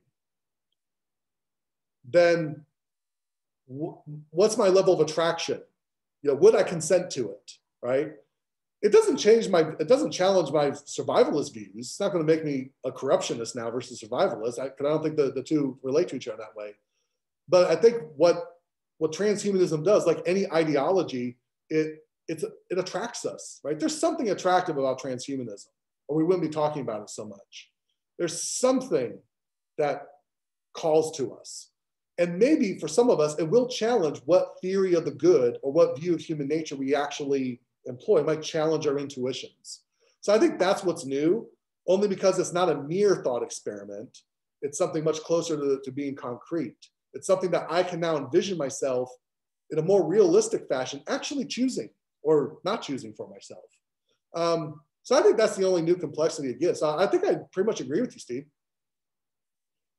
So my concern is leaving aside whether transhumanism is true or false, where is the moral issue involved here? It strikes me as the decision to enhance oneself is like any other decision. I mean, we make good decisions, we make bad decisions. In terms of rightness or wrongness, again, unless there's a side constraint, and it's hard to see what that side constraint would be. So long as it's an informed decision, it would seem that as long as you've consented, that's all there is to the issue. Mm-hmm. I actually don't think you need to be informed, but let's leave that aside. Yeah. So, but I don't see kind of the moral purpose here. And then in terms of like the discussion of what's in my self-interest, well, look, I mean, so let me just focus on the right or wrong. So is there anything other than valid consent that's relevant to the decision whether or not to enhance oneself? Because my contention is that unless there's some side constraint, which I don't think there is, here's the right answer. Enhancement is permissible if and only if the person validly consents to it. Right. So two things. One, I do think there are legitimate side constraints. And part of that is the Gattacan society, right?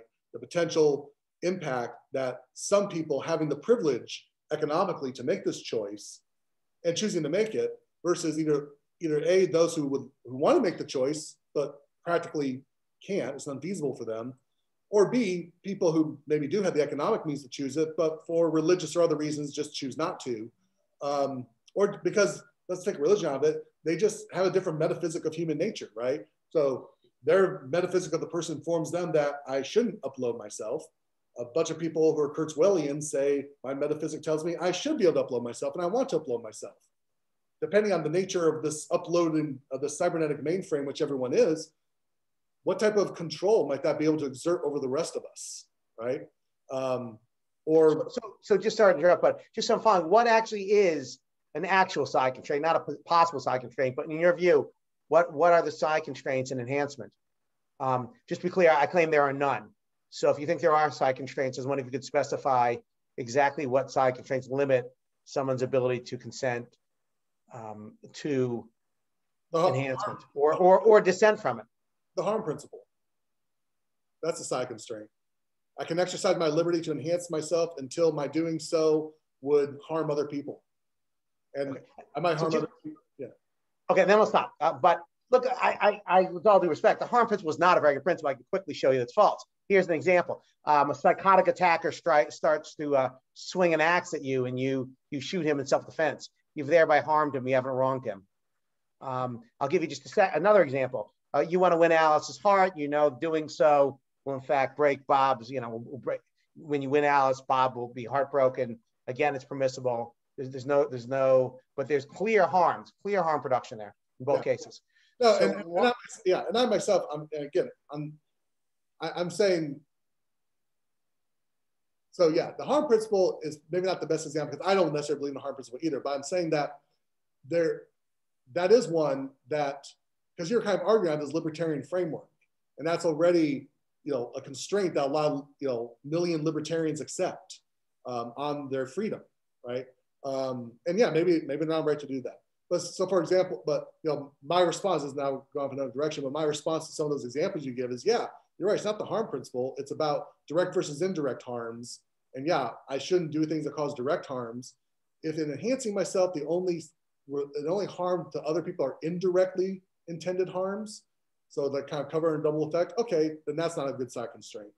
But there could be some potential direct harms. That's what I have a harder time coming up with. And so your point's well taken there. Let me speak quickly though to the other point you make about, can the person make the validly informed consent? One of my grad students is writing a paper right now on, I'm familiar with Lori Paul's book on transformative experience. And so yeah.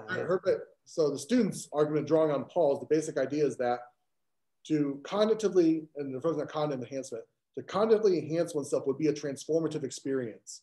Transformative experiences are not something we can rationally choose. They happen to us, but we can't rationally choose them. Why?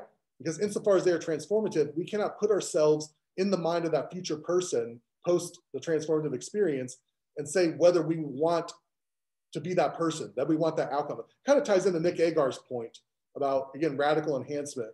We might enhance ourselves into a mode of being that is so radically different with different values and interests from ours now, that while it might objectively be good for us to be that person, like that person might be objectively better off than I am now, I don't know what that transformed me will actually be like.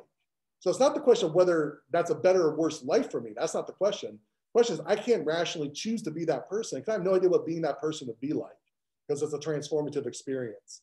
So that challenges the notion that a person could even make an informed choice to at least radically enhance themselves. Okay, I'll stop there. Thank you. Okay, cool. Thanks, Steve. Very cool. So I'm going to jump in the queue here, and after me, it'll be Pat Daly.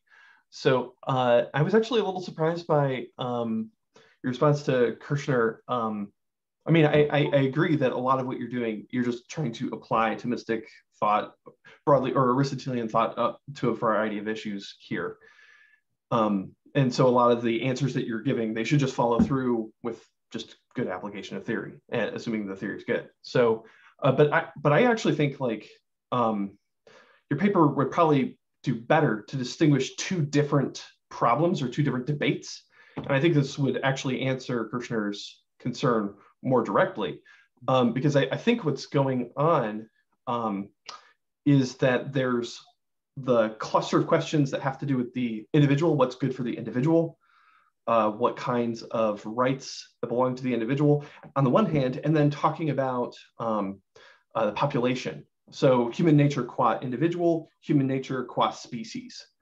And I think here it can be helpful to distinguish, because you can then isolate a bunch of those questions, those different problems, into whether it's good for an individual, and like these are the types of questions like a narrative self-identity, whether it's you, personal identity, like all those different things. But then there's the separate questions that don't, at least to me, it seems like they don't have to apply on the species level. Like the only concern I hear in your paper, correct me if I'm wrong, is that the enhanced versus unenhanced, like there's a prudential concern whether there's going to be injustice, whether we could like create a system that prevents injustice. Like that seems to be like the main issue on a species level. But it seems like all the other kinds of concerns, they're on the individual level. And I think your paper would could be better at distinguishing those two different kinds of problems. Here's these kinds of problems and those kinds of problems. Individual problems need this kind of answer from your theory, and species level problems from the other. Here's why I'm making this distinction. Here's why I think it's important. It seems like if someone's going to be asking like, should we enhance for population species type thing, we're asking, should we cause a speciation event, or should we prevent the population to all become human type 2 or something like that? And those types of questions, it seems like they're fundamentally different from asking questions like, whether you'd be the same person if you uploaded, whether you like got CRISPR, like modifying your genes. Those seem like questions about potential human beings who don't exist yet, who don't have a status to change. And why this is relevant is there just may be a different definition of flourishing for human type 2.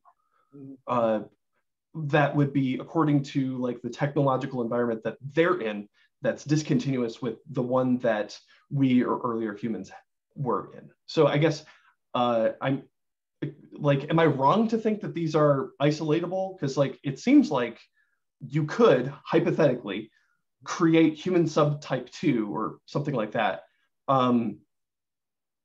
without there being a change of status in an individual person, and just have a new population, and that new population just being humans who have been the product of this artificial change, and so on.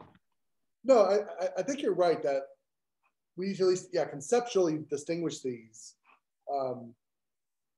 Because I think you're right that they raise the same questions in different ways, but then they do come back together, and they come back together this way. Again, I don't bring this at all into the paper, but sort of, what will I hope eventually be a large comprehensive project, bringing in the totality of Thomistic ethics, or, I can bring in Catholic social teaching, the notion of the common good, right?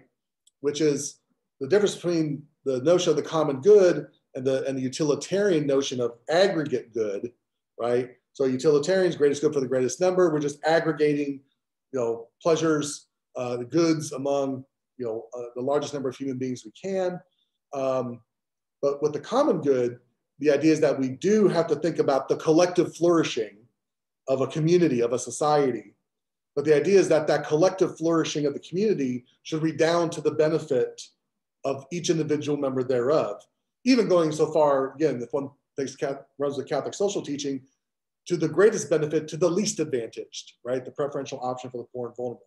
And this is, of course, a version of Rawls's difference principle. It's not quite Rawls's difference principle, but so you got that you can bring in as well.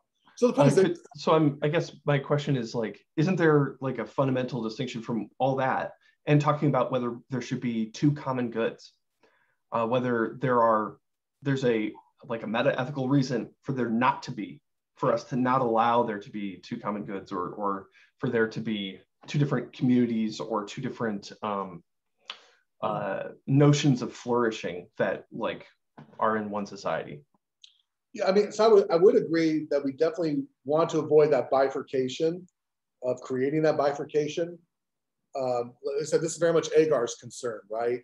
That a species 2 of post-humans, their notion of the common good qua post-humans went online with our notion of flourishing qua regular humans. Now, there are some critiques of Agar, and I myself, I reviewed his book when it first came out and said this in my critique, that I don't know if it would necessarily follow that post-humans would have, if their notion of the common good wouldn't at some level include us, because I think personhood is a threshold concept. I think that's like David's comment. My point is that I think personhood is the threshold concept for both ontological and moral status. While I think we maybe create post-humans, I don't think we can create post-persons. I mean, that term is used. And honestly, I still don't know what a post-person is. It seems to just be a hyper-intelligent, a hyper-moral, right? It's just, a really, really awesome person. But they're not post-persons in the way that post-humans seem to be clearly of a different order than the current human species. So my point being is that if post-humans, if they are not just cognitively, but say also morally enhanced, their sphere of moral concern, just like ours, should be ever widening to include non-human animals and so on and other things, the environment. There should also definitely you know, include us, and in fact, maybe include us more. They might treat us better than we treat ourselves. I mean, they may treat us a bit paternalistically, but you know, maybe we need to be treated paternalistically by someone better than us. I don't know. That's a little Straussian. I'm not a Strauss fan, but I know that sounds very Straussian. All right.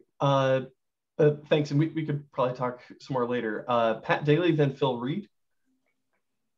So Jason, thanks for your talk and paper and this exchange. I'm basically sympathetic to what you're doing. I'm not as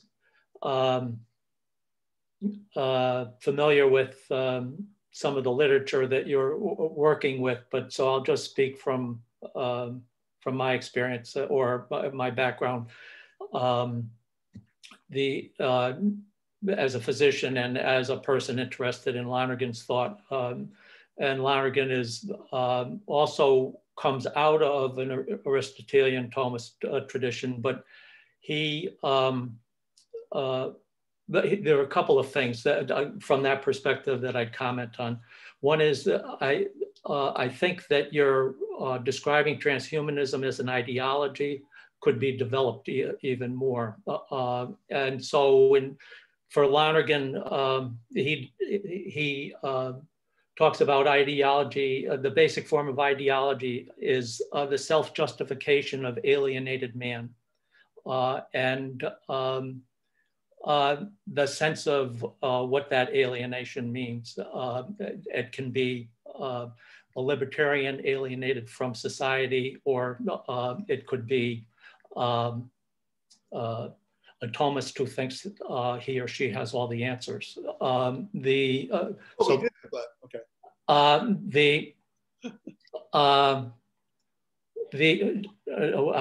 to lose my train of thought here, but one of the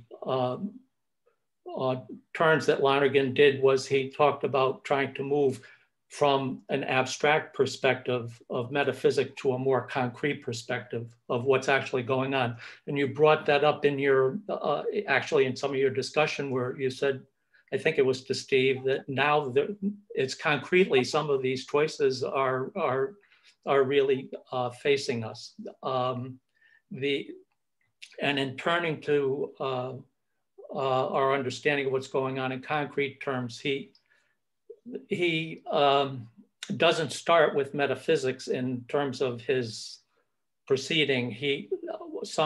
Many Thomists, Finis among them, criticize him as far as a turn to the subject, but and starting from, if you will, a turn to the subject, but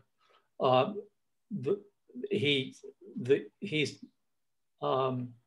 approaches some of this in terms of asking first, what are we doing when we're knowing and deciding? And then what do we know and what do we choose when we do that?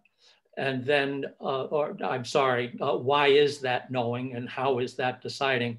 And then finally the metaphysics, or I shouldn't say finally, but, and then the move to metaphysics comes is what do we know and what do we choose when we carry out these operations, so that all of us in one way or another are operating by experience, asking questions and attempting to answer questions. And there's a potential there for an invariant structure that can cut across ideologies and cultures and so forth, and that is operative over time in the development of human history.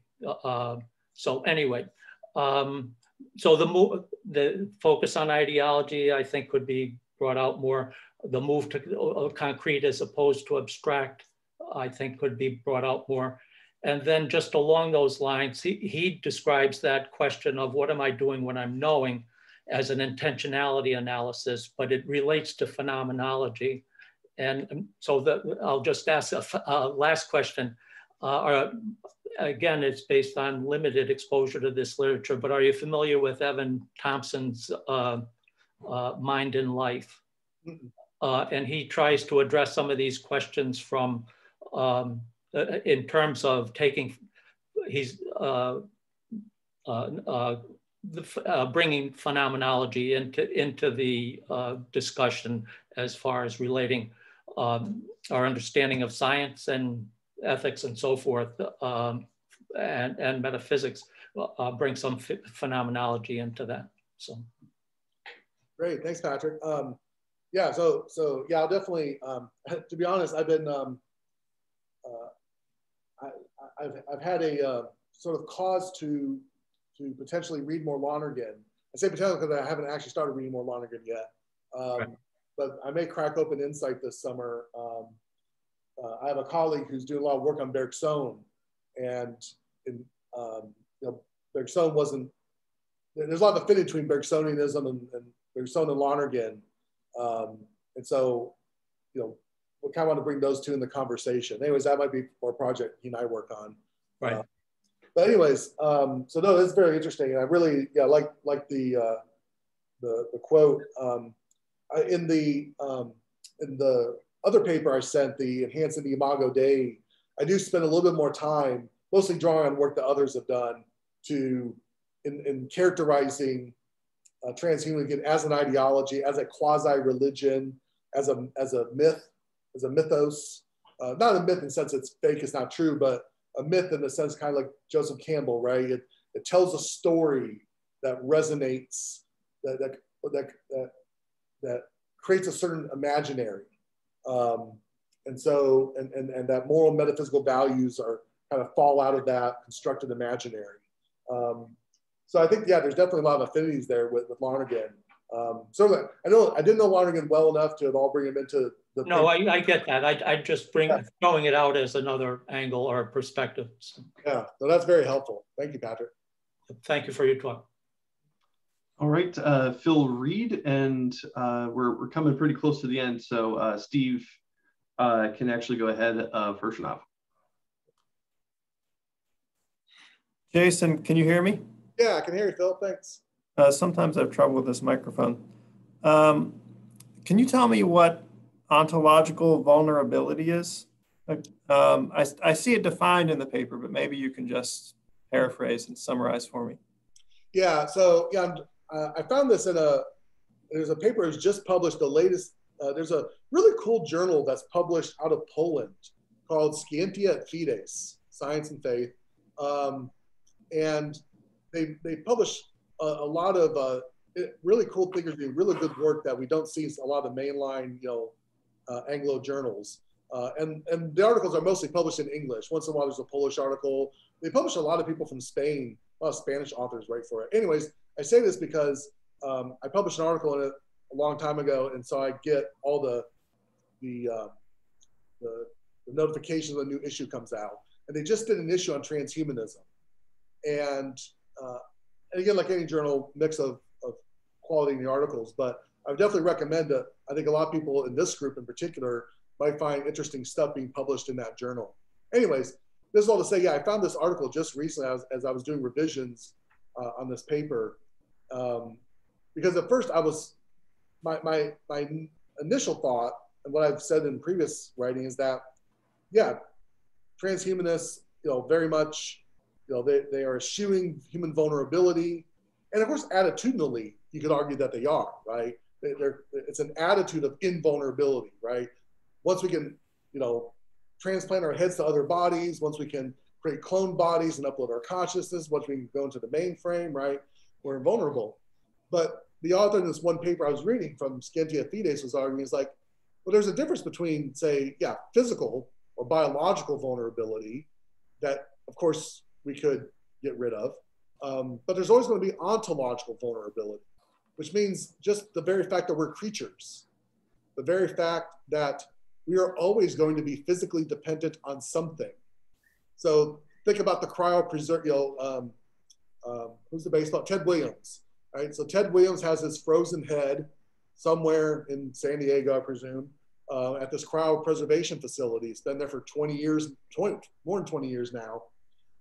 Lucky for him, they never lost power, right? Lucky for him, there wasn't a big power outage, or they didn't have a generator, or someone forgot to pay the bill, or the company goes out of business and just shuts the doors, right?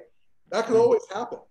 So even on the premise that he's persisting as his disembodied frozen head, which I would say he's not to begin with, the point is his ability to even come back He's ontologically vulnerable, right?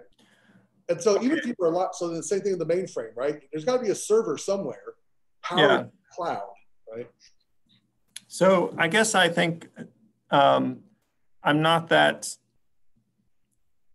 I don't find ontological vulnerability that moving of a thing that might benefit human beings in a certain way. I think that the kind of vulnerability that matters to human beings, where we get instrumental value from certain negative experiences, which you have published on elsewhere and mentioned briefly in the paper, is not going to be ontological vulnerability in that sense. It's going to be physical or biological vulnerability. And so I don't think that really answers that concern that you raise at that part of the paper. No, you're exactly right. And I have to go back to see how exactly I worded it, but I think because I don't think I changed my point. I just kind of softened it. I think what I say is like, you know, there's still this, there's still various ways in which, yeah, transhumanism, if it works, would eliminate certain vulnerabilities. It would make us, again, would cultivate this attitude about vulnerability that, again, further exacerbating the idea that's negative, that's bad, that there's no potential instrumental value we can draw from it. I don't think I said that as robustly as I could have, so that's maybe worth re-emphasizing. But then just, it was almost kind of a side note. However, even the transhumanists will still suffer from, you know, ontological vulnerability. But the point being is, and no, could I do, so I soften it, and the author in that particular article I read, their takeaway from that was that even the transhumans will need an ethic of care. That was kind of the idea, that caring will and should still be a part of communal life among posthumans. And I actually made a rejoinder to that, I think along the lines with what you're emphasizing, that not really. Yeah. You know, even if they have this mere ontological vulnerability, they're very likely not to experience actual vulnerability. They're much less likely to. And so, they're not going to cultivate the virtuous disposition. Yeah. So no, we're agreeing, but I think the point that I need to revisit how I say that and make sure I'm not softening that point too much. Yeah, don't soften that too much. That's what I'd say. All right, let's go with Steve Kirshner. And Steve, you get the last question. My question is about your invocation of L.A. Paul and consent, and the idea is that you don't understand what you're consenting to. Look, this strikes me as there's two reasons to believe this is false, and it's false in Paul's work, and it's false in the application you're putting it in. And here are the two reasons. Number one, we rely on expertise all the time. Someone tells us, you know, the surgeon tells us, I want to do technique A, but not B and C. You have no real understanding what A and B is other than the crudest terms. You say, okay, well, look, you know better than me, fine. If you can handle that with regard to surgery, it's unclear why you can't handle it in the other areas. Second, there's lots of types of life experiences that when you sign up, you can't possibly have a realistic understanding of what it's like. And I'll just give you two. Imagine that a 17-year-old is signing up to be a Marine infantry member in Vietnam, or second, a selfish woman is signing up to be a mother. You know, they both have like little to no understanding. If your account were right, then valid consent would not operate in major cases. It would deny authority. So I think your positions are one of the two. Either sort of drop your objection to validly consent when it's not informed, so long as the person has some basic descriptive account, and name a different sort of side constraint, or explain why L.A. Paul's argument works in these sorts of cases. And just briefly, your other side constraint you said is you can't intentionally impose harm. Leaving aside the doctrine of double effect objections, an obvious problem is this means you can't be a retributivist. It's an odd view that the side constraint rules out retributivism, or even rules out punishment used as a deterrent. So my claim is, again, and the context, an excellent talk and really interesting paper as well. But I don't think you've named a side constraint whatsoever. Fair enough. Maybe I haven't. But here's the thing. I don't know if that's, I don't agree with your initial premise that that's the only reason that that's the only way I could put any limit on why someone should, fully enhance themselves in a transhumanist fashion. So we can talk more about that later. Let me just say a quick thing about Paul. No, I myself have critiques of Paul. I don't fully endorse her theory. I was really raising it as something that challenges the notion that that one can give informed consent. But yeah, I agree with you, Steve. I don't think that fully follows. Your first case doesn't really apply because it's not about expertise. So there's when the surgeon says, here, Jason, we're going to put you under, I'm going to do this and that, and when you wake up, you're not going to have a gallbladder anymore. Okay. The surgeon's expertise is nothing about what it's like for me going to be without a gallbladder. And I would argue that losing my gallbladder is not going to be a fully transformative experience on Paul's definition either. So it's like, I can trust the physician. I can give that informed consent. If the physician said, okay, Jason, we're going to put you under, and then I'm going to mess around in your brain some, and when it comes out, you're not going to love your wife anymore, and you're going to hate your children, or child in my case, and you're just going to play video games all day. Even if I want a way out of my family life and this difficult philosophical career I've created for myself, and just sit around and play video games all the day, I don't think I can actually make that choice. And the physician's expertise is doing nothing to help me in this regard. So it's just a non sequitur example. The second example is spot on. Yeah, the signing up for. So I mean, here's the thing. I was giving this, my critical feedback to the student on the draft of their paper, and I said, wait a second. On Paul's account, then I can't rationally choose to take the first sip of a single malt Scotch that I've never tasted before, right? Because I have no idea what the experience will be like having tasted the Scotch, and that just seems silly. So, to be honest, I haven't read Paul's book. I've become familiar with her theory through other people's writing about it. So I mean, I may not be, neither of us may be being fair to Paul, but I was just bringing her in just to kind of say, look, there is a challenge to that notion, whether it's a good challenge or not. Yeah, I wasn't necessarily endorsing it. Interesting. My concern is, look, when people say they have like side constraints, as yet unmentioned, I'm tempted to say, well, show me the money. Fair enough. I guess my saying is, I don't know if I agree to the rules of the game you're setting out. Fair enough. Okay. Thank you. Yeah. All right. Well, let's thank our speaker. Thank you so much, Jason, for the talk. And now we can feel free to socialize. I'm going to stop recording.